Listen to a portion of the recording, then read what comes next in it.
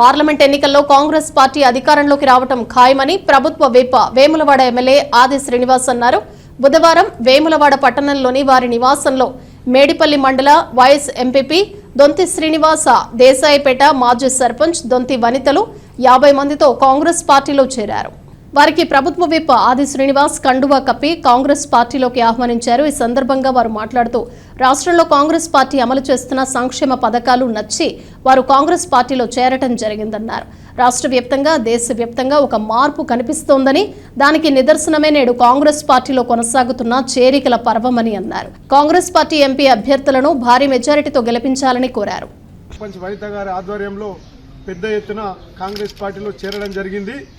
ముఖ్యంగా ఆయన చెప్పేది ఏంటంటే, సీనన్న ఒక 20-30 సంవత్సరాల నుంచి ప్రజా జీవితంలో ఉంటూ కష్ట నష్టాలకు అన్నిటికీ ప్రజల కష్ట నష్టాలలో పాలు పంచుకుంటూ ప్రతిపక్షంలో ఉన్నా కూడా ప్రతిరోజు అనునిత్యం ప్రజలలో ఉంటూ ఇలా అధికారం వచ్చినాక కూడా ప్రజల వెంటే ఉంటూ అనునిత్యం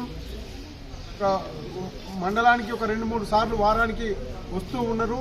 ప్రజాపాలనలో భాగంగా అభివృద్ధి కార్యక్రమాలను కూడా ముందుకు తీసుకొచ్చారు అని చెప్పి ఈ పార్టీకి సీనన్న, ముఖ్యంగా సీనన్న అభిమానిగా ఆయనకు ఆకర్షితున్నాయి పార్టీలో చేరడం జరుగుతుందని చెప్పి ముందు కూడా నేను కాంగ్రెస్ పార్టీలో పనిచేసినని చెప్తున్నారు. వేములవాడ నియోజకవర్గం మేడిపల్లి మండల పరిషత్ ఉపాధ్యక్షులు మిత్రులు శ్రీనివాస్ గారు, దేశాయిపేట మాజీ సర్పంచ్ అనిత గారు, వారి అనుసరితోటి ఈనాడు కాంగ్రెస్ పార్టీ చేపడుతున్నటువంటి సంక్షేమ కార్యక్రమాలకు ఆకర్షితులై వారు ఈనాడు కాంగ్రెస్ పార్టీలో చేసి వారికి సాధారణంగా కాంగ్రెస్ పార్టీ కండువ కప్పి ఆహ్వానించడం జరిగింది. రాష్ట్ర వ్యాప్తంగా దేశవ్యాప్తంగా మార్పు కనిపిస్తూ ఉంది.